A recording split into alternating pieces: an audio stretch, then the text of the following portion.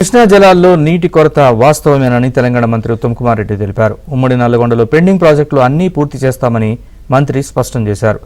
సాగర్ విషయంలో బీఆర్ఎస్ నిర్లక్ష్యం వల్లే ఈ దుస్థితి వచ్చిందని ఉత్తమ్ మండిపడ్డారు. కృష్ణా నదీ జలాల్లో తెలంగాణ వాటా ఇప్పుడు కాపాడడానికి, ఫ్యూచర్ జనరేషన్స్ కాపాడడానికి కూడా పూర్తిగా నిర్లక్ష్యం వహించిండ్రు, వైఫల్యం చెందిండ్రు. ఉమ్మడి నల్గొండ జిల్లాలో నీటిపారుదల ప్రాజెక్టులకి అత్యంత ప్రాధాన్యత ఇచ్చే విధంగా అవి పూర్తి చేసే దిశగా మరి ప్రభుత్వం, పార్టీ అందరం కూడా ముందు పోవాలని చెప్పి అందరూ సూచించడం జరిగింది.